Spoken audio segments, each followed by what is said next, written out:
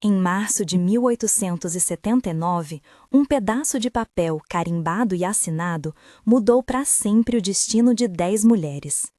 A tinta ainda brilhava quando o tabelião encerrou a escritura. Logo depois, carruagens deixaram a vila e levaram 7 corpos marcados como propriedade para uma casa cuja solidão já não sabia mais como pagar as próprias dívidas. 3 filhas, contadas entre os bens morais de um patriarca, desapareceram do imaginário familiar na mesma medida em que 7 escravas atravessavam o portão da fazenda. Uma troca formalizada em cartório, uma transação que muitos viram como um escândalo e outros aceitaram como consequência inevitável da ordem política e econômica do tempo.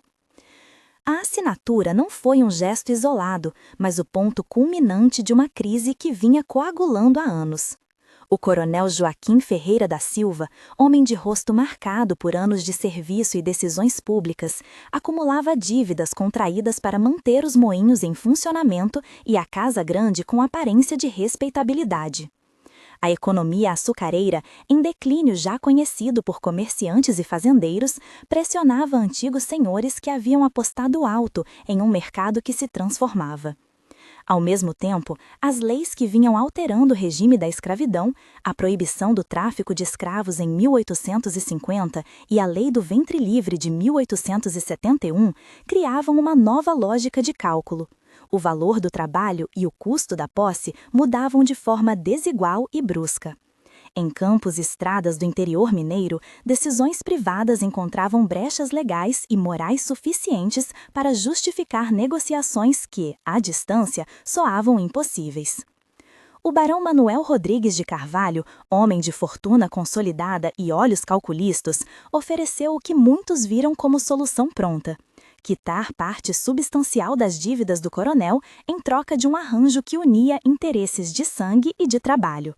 No centro do acordo estavam 3 jovens, Maria Helena, Francisca e Cecília Ferreira da Silva, e 7 mulheres escravizadas cujos nomes aparecem nos registros: Luía, Benedita, Joana, Rosa, Antônia, Margarida e Isabel. O contrato foi lavrado no cartório do Arraial, na presença do tabelião Antônio Ferreira Guimarães. Doutor Almeida atestou os termos em nome do barão. A escritura de quitação, a expressão usada para registrar a confissão de dívida e a transferência, foi redigida como se o destino humano pudesse ser reduzido a uma sequência de cláusulas. A cena da assinatura é ao mesmo tempo visceral e estranhamente burocrática. Mãos que erguem canetas sobre folhas oficiais, carimbos secos que proclamam validade, a palavra transferência de propriedade escrava, escrita em linhas que tratam dos corpos como se fossem móveis. Havia na sala uma mistura de pó de estrada e vela, o cheiro de couro e tinta, e a presença de homens dispostos a transformar o futuro de mulheres em cálculo econômico. Ninguém escreveu nos autos que se tratava de filhas. Nos termos ficaram explícitos parentesco e obrigações. Em uma cláusula aparece a expressão escritura de quitação, frase técnica que encerra contas, mas não lavar todo o sangue por trás das cifras.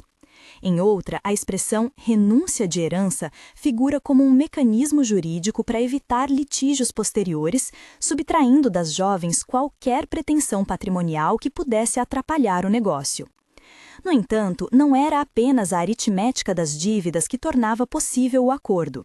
Era também um sistema de valores que naturalizava determinadas decisões. A honra do lar, a manutenção de um status social, a necessidade percebida de casar as filhas com partidos que garantissem alianças, tudo isso pesava. O coronel, descrito nos registros como orgulhoso e tradicional, via-se encurralado entre manter a fachada familiar e evitar a ruína financeira. O barão, por sua vez, enxergou ali uma oportunidade de consolidar mão de obra e expandir clientelas por meio de casamentos arranjados, que ligassem seus filhos e sobrinhos à família Ferreira da Silva. O que para eles era gestão e estratégia, para as mulheres envolvidas significaria perda de agência, de lares conhecidos, de escolhas sobre corpos e destinos. A casa grande, onde as filhas tinham crescido, cheirava a madeira antiga, rapé e cera. Donzelões delicadas haviam decorado habitáculos que agora precisavam encobrir o rumor das dívidas.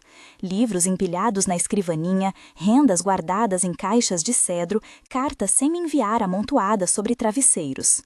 Dona Amélia, a mãe das jovens, havia morrido em 1876. Sua ausência dilatou a responsabilidade simbólica que recaiu sobre o patriarca.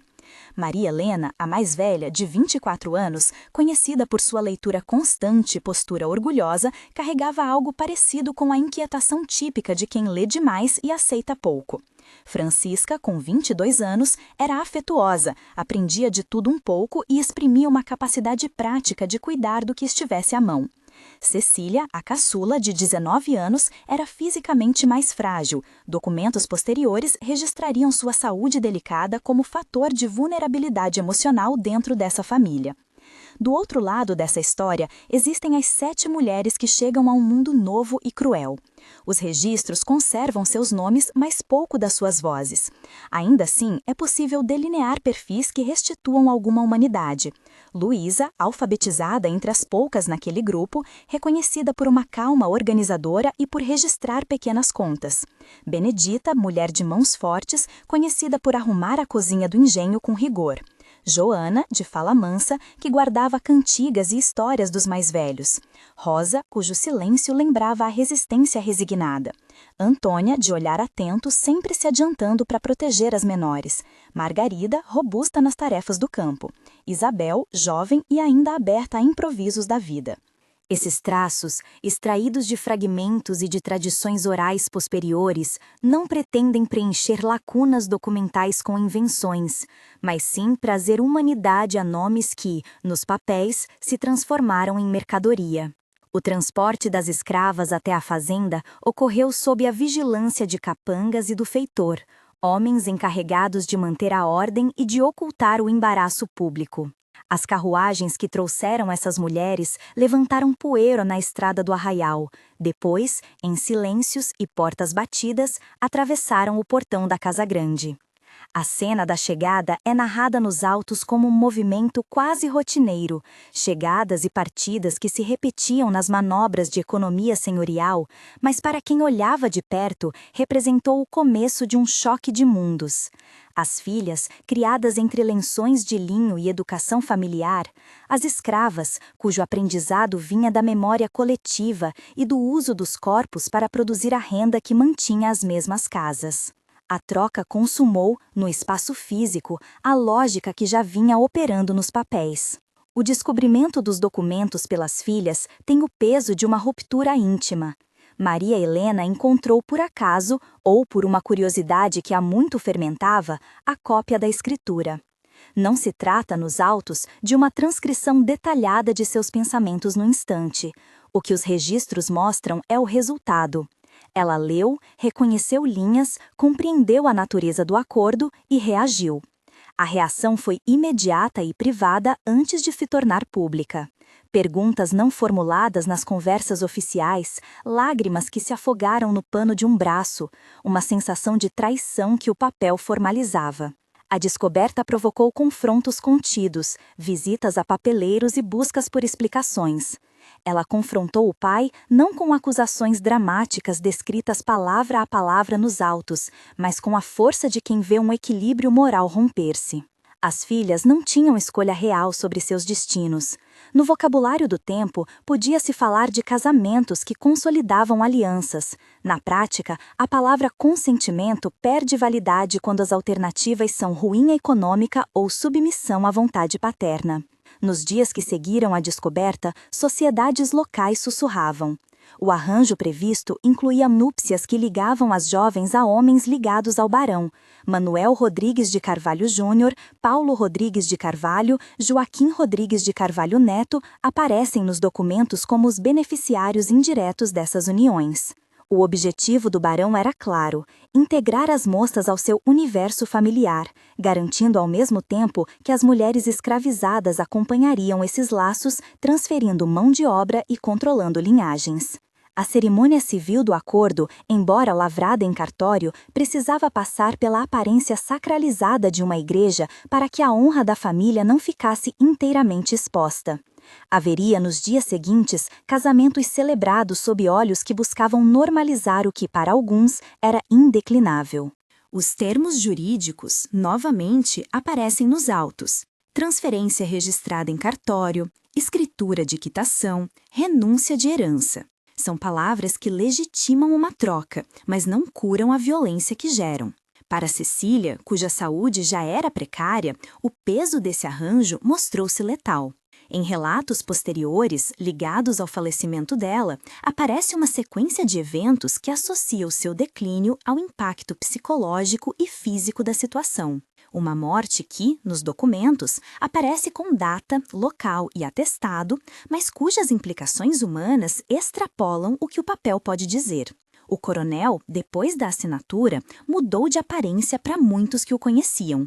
Seus movimentos ficaram mais lentos. A rigidez de um homem que sempre confiara em suas redes sociais e políticas deu lugar a uma postura mais fechada. Em círculos privados, desabafos sobre honra e economia, vez por outra, pintavam um quadro de alguém dividido entre aceitar uma solução e lidar com as consequências morais. A nobreza local reagiu com uma mistura de escândalo e compreensão.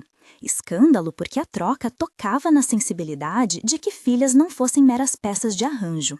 Compreensão porque, no cálculo das propriedades, homens que administravam fazendas repetiam decisões que preservavam uma lógica econômica anterior à mudança de leis.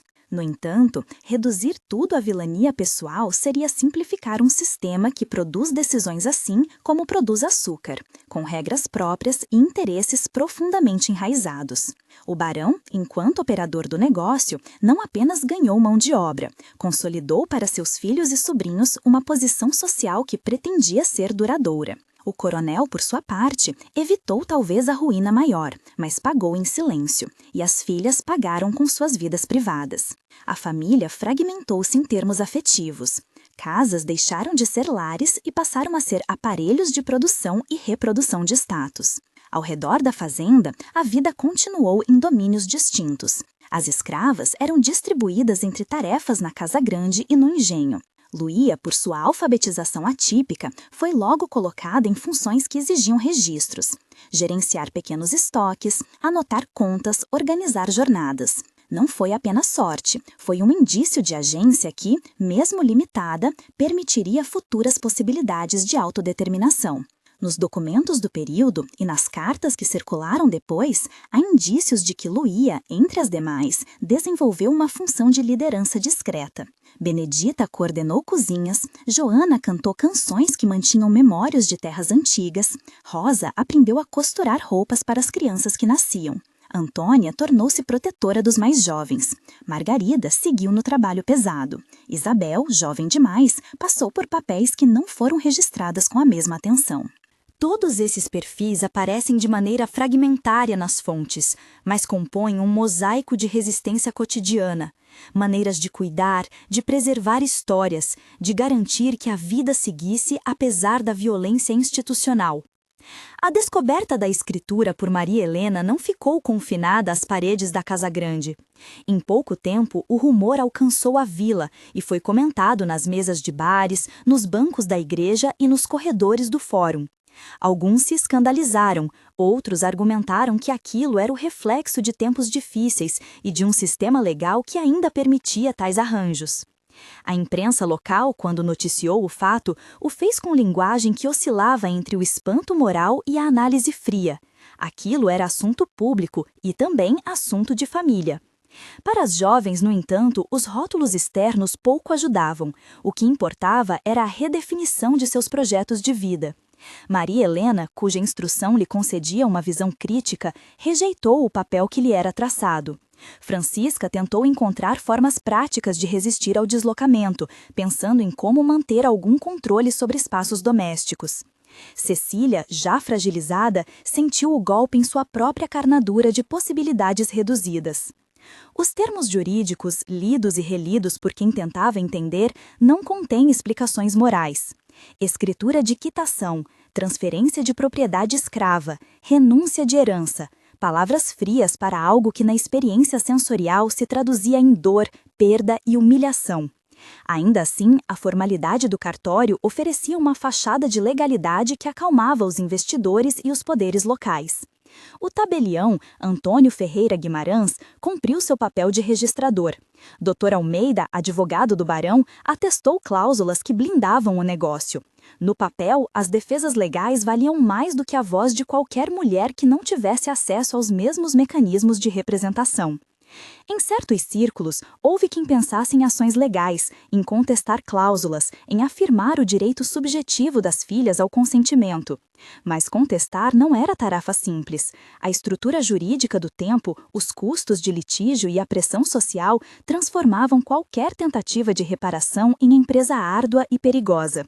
Além disso, a lógica patriarcal e a ausência de tutela materna tornavam mais difícil a sustentação de rebeliões familiares. Maria Helena, no entanto, não permaneceu muda. Sua leitura da escritura e o modo como a expôs à família foram atos que romperam a apatia. Ela buscou explicações, provocou discussões, pediu pautas de honra que desafiassem as justificativas econômicas do pai. Mas havia, por trás de cada gesto seu, a consciência de que as alternativas eram escassas e que as consequências se estenderiam muito além do círculo imediato. As cerimônias que em breve sucederiam à assinatura não tinham o poder de restituir a autonomia. Em igrejas simples do Arraial, casamentos foram celebrados com cenas de formalidade e um sentimento de vazio que poucos nas páginas registraram. No silêncio do sacramento, as jovens se perceberam prisioneiras de uma estratégia maior. A relação entre esses casamentos e a transferência de escravas é direta nos documentos. A mobilidade das mulheres escravizadas garantia às noviças e aos novos núcleos familiares a continuidade do trabalho e da manutenção de status. Para a comunidade, a normalização do evento foi, em muitos casos, uma forma de enterrar a conversa pública sobre justiça. Cecília, que vinha apresentando sinais de fragilidade nos meses anteriores, adoeceu seriamente após um dos rituais. Os registros médicos da época são escassos. O que se sabe é que sua morte ocorreu meses depois da assinatura da escritura e que esse óbito se tornou símbolo para muitos de um preço humano pago por decisões econômicas. A família registrou a perda com as formalidades do costume, mas o luto revelou fissuras que o dinheiro não preenchia. Maria Helena, em especial, transformou sua dor em acusação quieta. Suas visitas a amigos e a pessoas influentes na vila demonstraram um esforço por transformar a tragédia em entendimento público. Francisca, por sua vez, foi forçada a assumir responsabilidades práticas maiores dentro da fazenda, aquele tipo de trabalho que não aparece nos atos públicos, mas mantém o cotidiano funcionando. No entanto, enquanto a família vivia seus conflitos internos, as ex-escravas tentavam negociar um novo lugar dentro do espaço onde agora viviam e trabalhavam. Luía, por seu papel administrativo, delineou possibilidades que não estavam previstas no contrato, pequenas economias, registros de quem de fato trabalhava e quem estava doente, uma organização do serviço doméstico que reduzia desperdícios e, inadvertidamente, mostrou ao coronel finalmente que aquilo que ele havia recebido em troca não se encaixava apenas na etiqueta de mão de obra, mas era gente com habilidades e autonomia mínima. Essa constatação, embora tardia, foi a fagulha que mais tarde contribuiria para mudanças que só se consolidaram após a abolição formal. Ainda assim, em 1879, o panorama era de tensão aguda: casamentos, mortes, ressentimentos e a lenta adaptação de mulheres que precisavam sobreviver nos fios entre a subjugação e a possibilidade de agência. O Arraial e as redondezas assistiam a uma transformação que muitos não sabiam nomear. A economia deixava de ser apenas questão de colheitas e se tornava tecido de decisões particularizadas, onde papéis e contratos mediam vidas. O escândalo, assim chamado por jornais e conversas de pátio, não residia apenas no ato de trocar filhas por escravas, mas na visibilidade que essa troca deu a uma prática que antes corria escondida nas ordens de priorização econômica. Ao público, restava perguntar-se: quando a necessidade econômica se transforma em violência? Para as mulheres diretamente atingidas, a resposta não cabia em palavras de praça, cabia em noites de insônia, em memórias de abraços que não se davam, em entraves burocráticos e em pequenas resistências cotidianas que começavam a tomar forma. A narrativa do caso alcança então um momento decisivo. A tensão entre o que foi legalmente regularizado e o que moralmente havia ferido a família atingia seu ápice quando Maria Helena decide agir de forma mais direta contra o arranjo. Havia quem sugerisse expor o contrato publicamente, quem aconselhasse ações junto à igreja, quem imaginasse um caminho pela via legal. Os conselhos eram divergentes, a polêmica crescia. O coronel, por sua vez, fechou-se em si mesmo, visitando menos a mesa comum, recusando-se a participar de certas cerimônias, observando com olhos vazios as indagações que lhe eram feitas. O barão, satisfeito com a formalização, seguiu com seus negócios, mas cuidou para que seus filhos e herdeiros se integrassem sem ruído que comprometesse alianças já firmadas. Quando a narrativa chega a esse ponto, as peças estão dispostas para o desfecho que virá, mas ainda não foram concluídas. Há uma casa dividida, mulheres que tentam preservar o que podem, homens que calculam perdas e ganhos e uma comunidade que impõe interpretações. A assinatura no cartório em março de 1879 permanece como eixo central de uma história que atravessa o corpo social: documentação, sangue e silêncio entrelaçados. Nota de produção: por decisão editorial, o roteiro adapta a geografia original para o interior de Minas Gerais a fim de atender ao eixo narrativo do título. Os documentos primários consultados situam os eventos no recôncavo baiano. Fontes consultadas: escritura de quitação lavrada em cartório em março de 1879, registros de tabelionato assinados por Antônio Ferreira Guimarães, menções a Dr. Almeida e aos membros da família Rodrigues de Carvalho em correspondências e documentos oficiais arquivados. Os dias que se seguiram à assinatura do documento produziram um efeito de lente que ampliava e distorcia tudo ao redor. O arraial, que até então respirava uma rotina entorpecida pelo trabalho e pelas festas de colheita, passou a medir seu pulso em fofocas e decisões de honra. A escritura, com suas frases secas, escritura de quitação, transferência de propriedade escrava, renúncia de herança, transformou-se em objeto de exegese pública. Era preciso entender como um ato tão formal podia conter um gesto tão íntimo e destrutivo. E enquanto isso, as vidas mais diretamente atingidas continuaram a se mover em silêncio, costume e conflito. Maria Helena tornou-se o ponto de ruptura. A leitura que a jovem fez do documento não foi mera curiosidade, foi um gesto que abriu fissuras difíceis de fechar. Em seu redor, ela buscou aliados, religiosos de sensibilidade crítica, parentes mais distantes inclinados à honra, vizinhos com boa memória, e confrontou o pai 2 vezes em voz alta, sem que os autos nos digam as palavras exatas trocadas. O que se registra pelas anotações e por relatos posteriores foi a mudança no comportamento do coronel. A testa mais franzida, as mãos menos firmes sobre o timão das decisões, momentos de silêncio em frente ao fogo que dissociavam memória e razão. O homem que aceitara assinar a escritura parecia, nos gestos, carregar algo que a contabilidade não recompensava.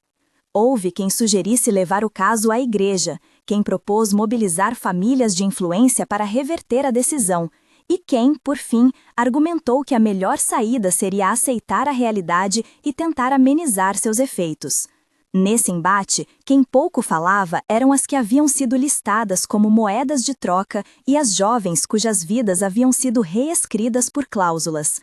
Francisca, prática, tentou negociar no terreno do possível, cuidar da casa, organizar as provisões, manter alguma dignidade doméstica que, em suas mãos, parecia uma forma de resistência. Cecília, já frágil, viu-se arrastada por uma máquina emocional que minou suas forças.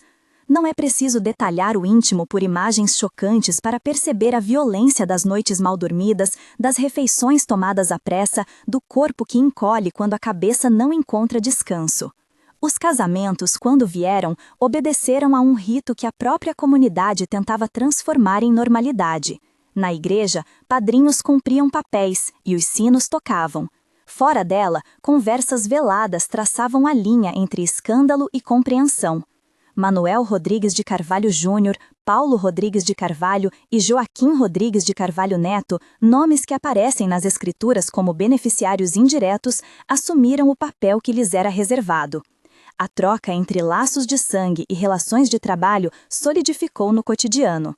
As escravas que chegavam ao engenho passaram a orientar rotinas, cuidar de filhos, costurar, cozinhar e, sobretudo, manter a máquina produtiva que justificara o negócio. Nessa engrenagem, cada tarefa cumprida lembrava que a decisão tomada em cartório respirava através dos corpos. Cecília não resistiu ao peso dessa realidade.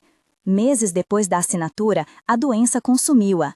Os registros médicos, escassos, limitam-se a números e carimbos, mas os relatos de vizinhos e cartas que circularam no período evidenciam que seu corpo frágil foi derrotado pelas pressões emocionais e pelo desgaste físico. O enterro seguiu as formas costumeiras, preces, uma missa simples, a terra que recebe e oculta. Para Maria Helena, a perda foi um ponto de inflexão que transformou o rancor em ação dirigida. Para Francisca, uma convocação à responsabilidade prática. Para o coronel, a confirmação de que havia algo que o dinheiro não recompunha. Enquanto as histórias das filhas tomavam as praças e as salas onde se soberanizavam discussões de honra, as vidas das 7 mulheres trazidas ao engenho foram costurando um outro padrão de existência, invisível para muitos e determinante para a sobrevivência cotidiana. Luía, desde o primeiro dia, ocupou-se de organizar o serviço doméstico. Notava faltas, registrava mantimentos, anotava entradas e saídas em um caderno que guardou com reservas e zelo. A alfabetização, raridade naquele conjunto de mulheres, deu-lhe uma vantagem concreta. Não uma vantagem de poder no sentido estrito, mas de possibilidade de interlocução com documentos e contabilidades que o sistema, ironicamente, usaria contra e a favor de alguns. Luía não prometeu revoluções. Suas armas foram registros e hábitos. Saber quem adoeceu, quem trabalhou horas extras, onde havia desperdício. Esses pequenos atos de organização permitiram, mais adiante, que ela subisse do lugar da mera executora a uma posição de mediadora entre o trabalho e a administração. Benedita, Joana, Rosa, Antônia, Margarida e Isabel também encontraram, à sua maneira, formas de se proteger, compartilhar alimentos, ensinar crias a costurar, conservar memórias de músicas e receitas que mantinham laços com lugares e tempos anteriores.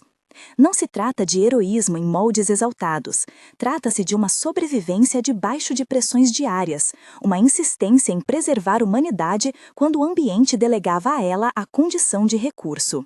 O barão, satisfeito com o negócio, fez esforço para manter o silêncio útil. Seu advogado, Dr. Almeida, e o tabelião Antônio Ferreira Guimarães haviam assegurado as defesas formais do ato. Mas o escândalo público, que ganhava algumas páginas de jornais provincianos e muitos comentários em bancos de igreja, criou um lado visível e outro invisível ao mesmo tempo.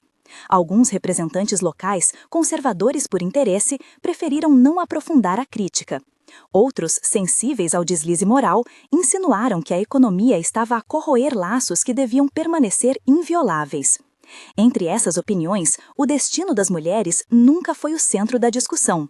Debatia-se a honra do lar, o decoro de uma classe, a necessidade de continuidade econômica. O que permanecia oculto era a dor dos que perderam lares e os pequenos gestos cotidianos de resistência das ex-escravas. A tentativa de contestação jurídica, que por vezes apareceu como possibilidade, esbarrou em barreiras reais. Litigar contra a assinatura de um documento validado em cartório exigia recursos, aliados e disposição para quebrar ilusões comunitárias. E Maria Helena, apesar de sua inquietação e educação, encontrou limites. Custos, prazos e a própria estrutura patriarcal tornaram o caminho lento e perigoso. Assim, parte do conflito migrou para o campo simbólico. Acusações veladas, reprovações sociais, cartas anônimas, ameaças implícitas. A família Ferreira da Silva viu-se isolada em alguns laços, protegida em outros. enquanto o barão cuidava para que os filhos seguissem integrados, sem ruídos que comprometessem as alianças já feitas. A vida seguiu com essa tensão: casamentos que não curavam, trabalho que acelerava, memórias que insistiam. Maria Helena, em certo momento, optou pelo autoexílio. Não há nos documentos uma palavra direta que descreva sua partida, apenas registros de ausência e cartas enviadas a amigos e religiosos. Disse que ela se afastou do engenho e da vila, buscando abrigo em uma cidade vizinha do interior mineiro, um indefinido que os papéis preferem não nomear. Era um gesto de defesa e reordenação, afastar-se do espaço onde a traição havia se concretizado, ao mesmo tempo em que tentava encontrar um sentido para sua dor. Nesse deslocamento, Maria Helena encontrou interlocutores que a ajudaram a transformar sua revolta em ação social. Em arquivos posteriores, aparecem referências a iniciativas de ajuda às mulheres em situação vulnerável, a círculos de leitura e a pequenas formas de assistência que a moça articulou com recursos limitados. É importante frisar que essas ações não estão descritas como programas amplos ou documentados em grande escala. O que os relatos apontam é uma trajetória de envolvimento com os desfavorecidos, com atenção especial às mulheres que, como ela, haviam visto a autonomia reduzida por decisões alheias. Em certo sentido, Maria Helena converteu sua indignação em trabalho, buscando, dentro do possível e do prudente, reparar parte do dano que não fora possível desfazer pela via legal. Francisca permaneceu. Sua escolha não foi celebrada nem reduzida a um estereótipo de submissão. Foi antes uma forma prática de sobrevivência e reconstrução. Assumiu papéis que a tornaram figura central na gestão da casa e nas rotinas do engenho. Coordenava empregados, organizava festas litúrgicas e fazia-se mediadora entre interesses comerciais e cuidados cotidianos. A sua adaptação, longe de ser conformista, mostrou a capacidade de quem vive no entremeio: administrar perdas, cuidar do que resta e, quando possível, melhorar condições para quem convivia com ela. Não é heroísmo dramático, mas um tipo de força que muitas vezes é invisível aos registros oficiais. O coronel, por sua vez, entrou numa fase de recolhimento que terminou por corroer sua autoridade. Seus passos foram ficando mais lentos e suas palavras mais raras. Em conversas privadas, alguns vizinhos anotaram que às vezes ele visitava a ala onde antes suas filhas dormiam, tocava objetos que não tinham mais sentido e falava consigo mesmo. O remorso, quando surge nesse tipo de trajetória, não se resolve em gestos simples. Ele se acumula em isolamento, em frases curtas, em gestos tardios de compensação. Há nos documentos uma menção a um testamento subsequente e a atitudes de reparação patrimonial, não uma absolvição moral, mas um reconhecimento tardio de que a vida não se recompõe apenas com números. A abolição, em 1888, entrou como um vento que rasgou parte das estruturas jurídicas, mas deixou intactas muitas hierarquias econômicas e afetivas. A liberdade formal não significou imediatamente autonomia econômica ou justiça social.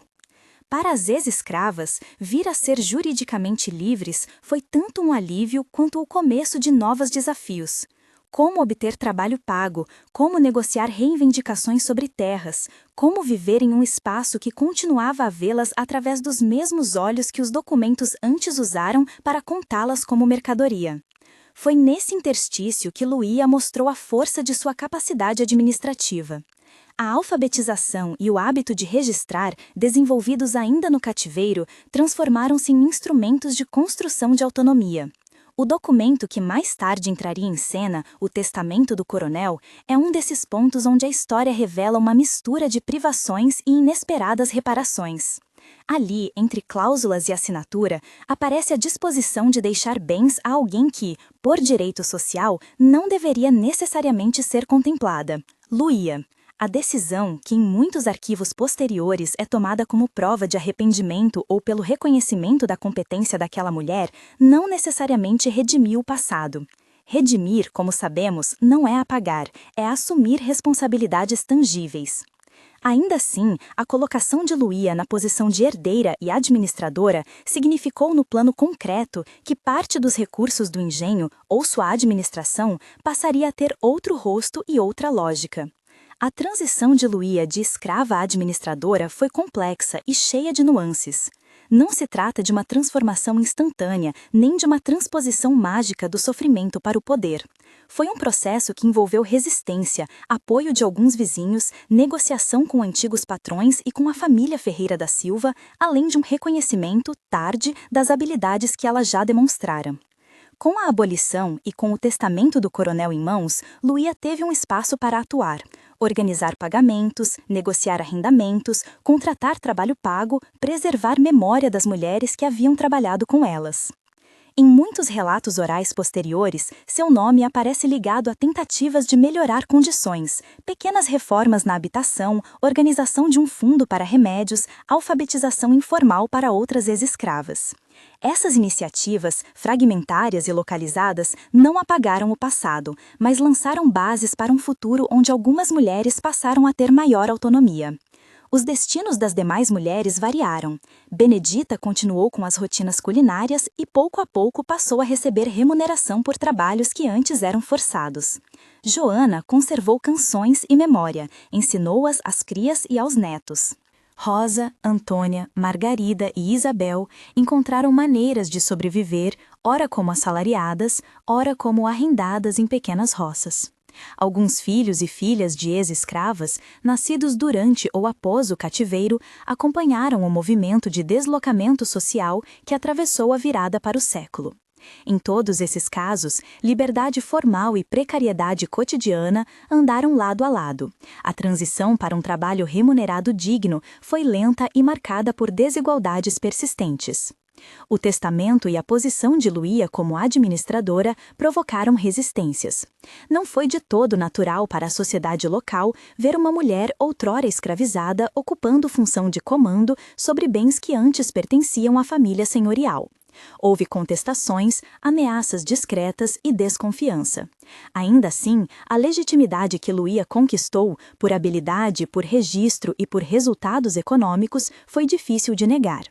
Em atos administrativos, assinaturas e negociações de terras, seu nome começa a aparecer em papéis e conversações, algo que 20 anos antes seria quase inimaginável em muitos arraiais.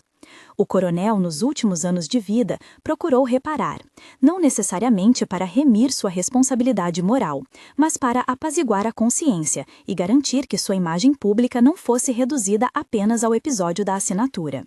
Fez então algumas disposições para melhorar as condições de certas pessoas no engenho, destinou parte dos recursos para obras de caridade locais e, sobretudo, deixou no testamento o reconhecimento do papel de Luía. Para alguns, tratou-se de um gesto tardio, para outros, de um modo de evitar disputas sucessórias. Em qualquer caso, não redimiu o passado. O remorso não substitui o luto e as ausências permanecem. A morte do coronel ocorreu em relativa solitude. Não existe nos registros um clamor de arrependimento público que reabilite suas ações. Houve, sim, um ajuste de contas familiar, muitas discussões em torno de legados e propriedades e uma reorganização em termos práticos. A Casa Grande, que antes fora símbolo de status, começou a perder sentido. Algumas partes foram vendidas, outras desintegraram-se pela falta de manutenção. A casa que fora palco da assinatura da escritura tornou-se, aos poucos, lugar de memória confusa. Para uns, centro de glória, para outros, testemunha de traição. Na década que se seguiu à abolição, o arraial e as redondezas testemunharam mudanças de diferentes naturezas. A economia açucareira continuou sua mutação. Muitos engenhos foram reestruturados, outros abandonados. A questão das antigas relações senhoriais não se resolveu com a assinatura de uma lei. Povos inteiros tiveram de reescrever relações de trabalho, modos de subsistência e formas de sociabilidade. A memória daquela troca, 3 filhas por 7 escravas, permaneceu, alimentando conversas, estudos e, mais tarde, investigações documentais. Em mestres posteriores de história local, o caso apareceria como síntese do que significava, no fim do regime escravocrata, tratar vidas como itens de balancete. Luía, com a posição de herdeira e administradora, deixou um legado pragmático. Não se trata de um mito de salvação, mas de um exemplo de como habilidades adquiridas em ambientes de opressão podem converter-se em instrumentos de organização quando as estruturas legais mudam. Ela preservou memórias, manteve registros e, sobretudo, abriu espaços para que algumas mulheres obtivessem remuneração e proteção em grau melhor do que a que teriam se a ordem anterior persistisse intacta.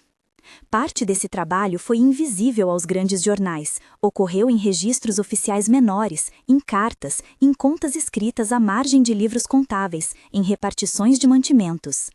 Ainda assim, foi decisivo para que certas famílias pudessem, nas décadas seguintes, dizer que haviam sobrevivido não somente à violência, mas também aos mecanismos que a perpetuavam. Maria Helena, já adulta e com suas iniciativas sociais, retornou algumas vezes ao arraial. Suas visitas não foram sempre pacíficas, encontrava olhares frios, porta fechada, sinais de que a memória se organizara em torno de versões diferentes da mesma história. Mesmo assim, sua presença funcionou como lembrança de que a família carregara responsabilidades que nunca foram totalmente expiadas. Em conversas com mulheres da comunidade, ela compartilhou leituras, transmitiu certas práticas de apoio e ajudou a estruturar formas de ajuda mútua que funcionaram como redes de proteção. As ações de Maria Helena não apagaram as perdas, mas ofereceram instrumentos de enfrentamento. A história, como costuma acontecer, não oferece um final simples. Ela inscreve as ações humanas na trama de longas consequências. O episódio da troca, a assinatura em março de 1879 que formalizou mudar destinos, funciona como código simbólico. Resume a tensão entre pressões econômicas, códigos de honra patriarcal e vidas subordinadas às ordens de administração de propriedade.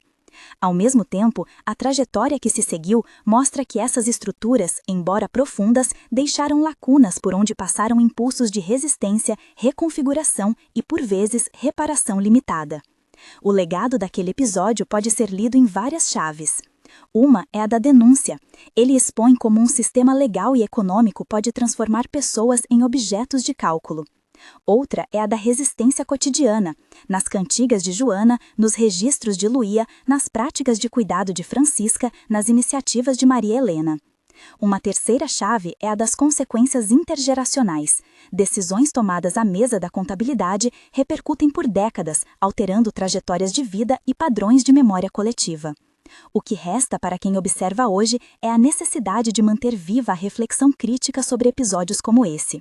Tratar a humanidade como mercadoria deixou marcas que não se apagam apenas com leis.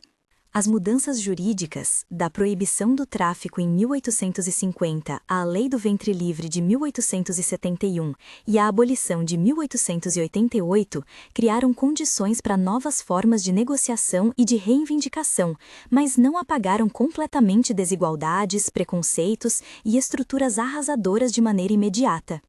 A história do coronel Joaquim Ferreira da Silva, do barão Manuel Rodrigues de Carvalho, das 3 filhas e das 7 mulheres escravizadas ilustra isso com clareza dolorosa.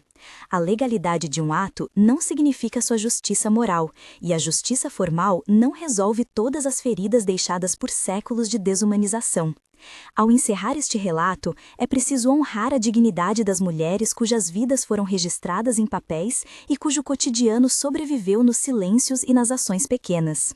Maria Helena, Francisca e Cecília foram filhas cuja história pessoal ficou marcada por escolhas externas.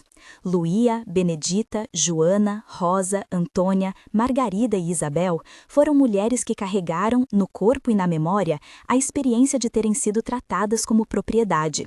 Reconhecer suas trajetórias é também um modo de estudar as tecnologias do poder e os caminhos de resistência. Que este episódio sirva como convite à memória e à reflexão, para que a sociedade reconheça não apenas os fatos jurídicos, mas as vidas implicadas neles, para que a história não seja apenas um registro de pilhas de papéis, mas também um espaço de reparação simbólica e intelectual. Não há reparação plena para o que foi perdido, lares, saúde, tempo de vida, mas há a obrigação de manter a lembrança ativa e de transformar o conhecimento em compromisso com condições mais justas para o futuro. Se esta história tocou você, compartilhe-a e ajude a manter viva a memória das mulheres que não puderam escolher seus destinos. Nos créditos e na descrição do vídeo encontram-se referências e arquivos consultados para quem desejar investigar mais a fundo. Fontes e arquivos consultados. Seleção. Escritura de quitação lavrada em cartório em março de 1879, registros de tabelionato assinados por Antônio Ferreira Guimarães, menções a Dr. Almeida e a família Rodrigues de Carvalho em correspondências e documentos oficiais arquivados. Relatos e notas de arquivos locais que conservaram memórias orais e registros administrativos. Nota de produção. Por decisão editorial, o roteiro adapta a geografia original para o interior de Minas Gerais, a fim de atender ao eixo narrativo do título. Os documentos primários consultados situam os eventos no recôncavo baiano.